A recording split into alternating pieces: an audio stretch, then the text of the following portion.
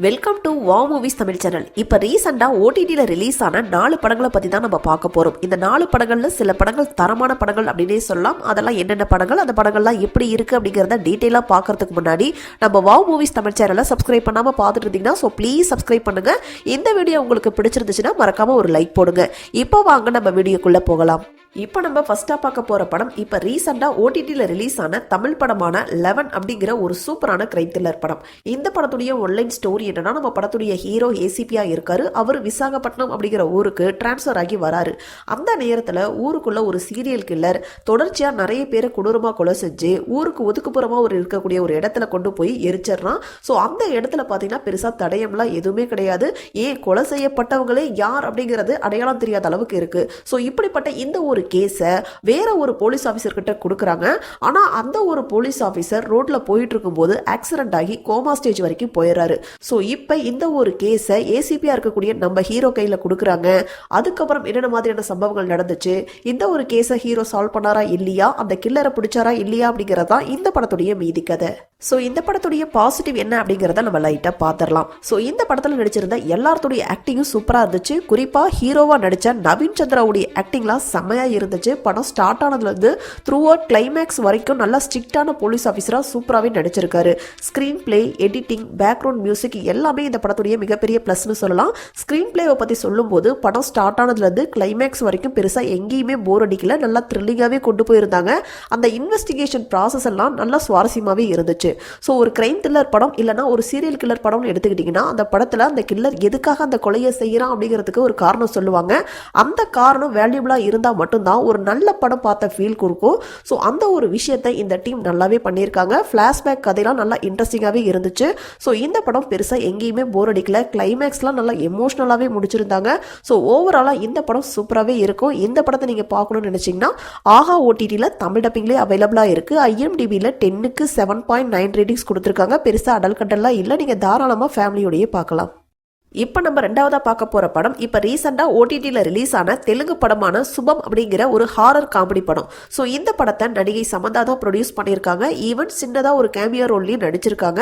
So இந்த படத்துடைய one line story என்னன்னா, ஒரு ஊருக்குள்ளே இருக்கக்கூடிய ஒரு 3 பேரை காட்டுறாங்க. அதில் 2 பேருக்கு கல்யாணம் ஆயிடுச்சு. அவங்க 2 பேருமே ஒய்ஃபை ரொம்ப ஸ்ட்ரிக்டாகவே ஹேண்டில் பண்ணுறாங்க. இப்படி பண்ணாதான் ஒய்ஃபு நம்மளை மதிப்பாங்க அப்படின்னு சொல்லிட்டு அவங்கள வேலைக்கெல்லாம் அனுப்பாமல் வீட்டோடையே வச்சு பார்த்துட்டு இருக்காங்க. ஸோ 3வது ஆள் தான் நம்ம படத்துடைய ஹீரோ. இவர் கேபிள் டிவி வச்சு நடத்திட்டு இருக்காரு. பேங்க்ல வேலை செய்யக்கூடிய ஒரு பொண்ணை பார்த்து கல்யாணமும் பண்ணி வைக்கிறாங்க. லைஃபை நிம்மதியா ஸ்டார்ட் பண்ணலாம்னு நினைக்கும் போது அவருடைய ஒய்ஃப் கரெக்டா நைட்டு 9 மணிக்கு டிவி முன்னாடி போய் உட்காந்து டிவி பார்க்க ஆரம்பிச்சிடுறாங்க. என்னமா பண்ற அப்படின்னு சொல்லி கேட்டதுக்கு அவருடைய ஒய்ஃப் திரும்பி கொடுக்கும் பாருங்க ஒரு லுக்கு. அதுல மனுஷன் ஆடி போயிடுறாரு. அதுக்கு காரணம் என்னன்னா, அவருடைய ஒய்ஃப் மட்டும் கிடையாது, அந்த ஊர்ல இருக்கக்கூடிய எல்லாத்துடைய ஒய்ஃபும் நைட்டு 9 to 9:30 ரொம்ப வித்தியாசமா பிஹேவ் பண்றாங்க. அவங்க எல்லாருக்கும் பேய் பிடிச்சிருக்கு அப்படிங்கிற ஒரு விஷயத்தையும் கண்டுபிடிச்சிடுறாங்க.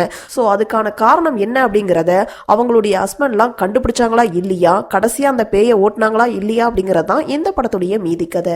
ஸோ இந்த படத்துடைய பாசிட்டிவ் அப்படின்னா இந்த படத்துடைய கதை தான் அப்படின்னே சொல்லலாம். எப்படா இப்படிப்பட்ட கதையெல்லாம் யோசிக்கிறீங்க அப்படிங்கிற மாதிரி ஒரு டிஃப்ரெண்டான ஒரு கதையை எடுத்து அதை முடிஞ்ச அளவுக்கு சூப்பராகவே ப்ரெசென்ட் பண்ணியிருக்காங்க. ஸ்க்ரீன் பிளேவை பற்றி சொல்லணும் அப்படின்னா படம் ஸ்டார்ட் ஆனதுலேருந்து த்ரூ அவுட் கிளைமேக்ஸ் வரைக்கும் நல்லா இன்ட்ரெஸ்டிங்காகவும் பெருசாக போர் அடிக்காத மாதிரி நிறைய இடங்களில் காமெடியும் சூப்பராகவே ஒர்க் அவுட் ஆயிருக்கு. ஸோ அடுத்ததான் இந்த படத்துடைய பாசிட்டிவ் அப்படின்னா இந்த படத்தில் நடிச்சிருந்த எல்லாத்துடைய ஆக்டிங்கும் சூப்பராக இருந்துச்சு. அதுலேயும் 3 ஹீரோக்கள் 3 ஹீரோயினுடைய ஆக்டிங்லாம் வேற லெவலில் இருந்துச்சு. அந்த 3 ஹீரோக்களும் ஒவ்வொரு சுச்சுவேஷன்லையும் அவங்க கொடுக்கக்கூடிய அந்த ரியாக்ஷன் எல்லாம் செம்ம ஃபன்னாகவே இருந்துச்சு. ஸோ இதெல்லாம் இந்த படத்துடைய பாசிட்டிவ் அப்படின்னா இந்த படத்துடைய நெகட்டிவ் என்ன அப்படிங்கிறதையும் நம்ம லைட்டாக பார்த்துடலாம். ஃபர்ஸ்ட் ஹாஃப்லையும் சரி செகண்ட் ஹாஃப்லையும் சரி சில ரிப்பீட்டட் சீன்ஸ் வருது. சமந்தா வரக்கூடிய அந்த போர்ஷன் பெருசாக இம்பாக்ட் ஆகல. ஸோ ஓவராலாக இந்த படம் பார்க்கலாமா இல்லையான்னு என்கிட்ட கேட்டிங்கன்னா பெருசாக எக்ஸ்பெக்டேஷன்லாம் இல்லாமல் நீங்கள் இந்த படத்தை பார்த்தீங்கன்னா கண்டிப்பாக உங்களுக்கு இந்த படம் பிடிக்கிறதுக்கான நிறைய வாய்ப்புகள் இருக்குது. என்னதான் இது காமெடி படம் அப்படின்னாலும் கிளைமேக்ஸில் ஒரு நல்ல மெசேஜை சொல்லி முடிச்சிருக்காங்க. ஸோ இந்த படத்தை நீங்கள் தாராளமாக ஃபேமிலியோடையே பார்க்கலாம். பெருசாக அடல் கண்டெல்லாம் இல்லை. இந்த படத்தை நீங்கள் பார்க்கணும்னு நினச்சிங்கன்னா ஜியோ ஹாட்ஸ்டாரில் தமிழ் டப்பிங்லேயே அவைலபிளாக இருக்குது. IMDbயில் 10க்கு 8.6 ரேட்டிங்ஸ் கொடுத்துருக்காங்க. பார்க்கணும்னு நினைக்கிறவங்க ஒன் டைம் ட்ரை பண்ணுங்கள்.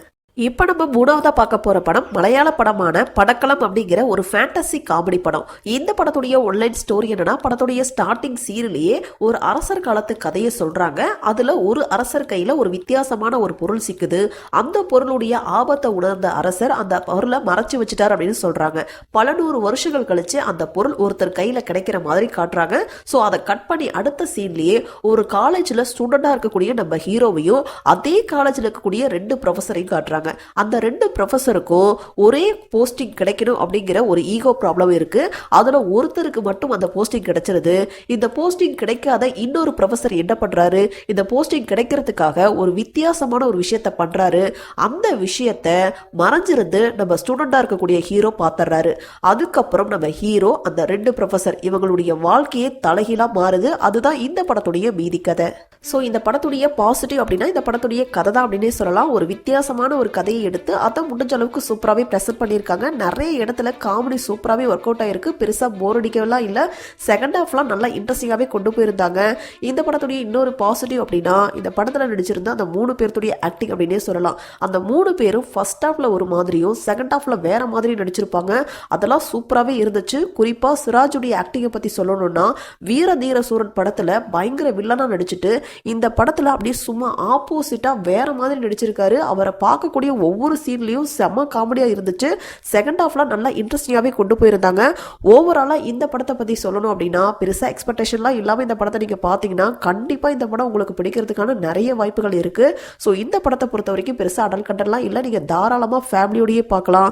இந்த படத்தை நீங்கள் பார்க்கணும்னு நினச்சிங்கன்னா ஜியோ ஹாட்ஸ்டாரில் தமிழ் டப்பிங்லேயே அவைலபிளாக இருக்குது. IMDbல 10க்கு 7.4 ரேட்டிங்ஸ் கொடுத்துருக்காங்க. பார்க்கணும்னு நினைக்கிறவங்க ஒன் டைம் ட்ரை பண்ணுங்கள். இப்போ நம்ம 4வதா பார்க்க போகிற படம் மலையாள படமான ஆலப்புழா ஜிம்கானா அப்படிங்கிற ஒரு ஸ்போர்ட்ஸ் காமெடி படம். ஸோ இந்த படத்துடைய ஒன்லைன் ஸ்டோரி என்னன்னா, நம்ம படத்துடைய ஹீரோவும் அவருடைய ஃப்ரெண்ட்ஸும் 12th ஃபெயில் ஆயிடுறாங்க. காலேஜுக்கு போக முடியாத ஒரு சுச்சுவேஷன். ஸோ காலேஜில் சேரணும் அப்படின்னா ஸ்போர்ட்ஸ் கோட்டா இருந்தால் சேரலாம் அப்படின்னு சொல்லிட்டு அந்த ஊரில் இருக்கக்கூடிய ஆலப்புழா ஜிம்கானா அப்படிங்கிற ஒரு பாக்ஸிங் சென்டரில் போய் ஜாயின் பண்ணுறாங்க. ஜாயின் பண்ணும்போது பாக்ஸிங்னா ஒரு விளையாட்டாக நினச்சி தான் உள்ளே போகிறாங்க.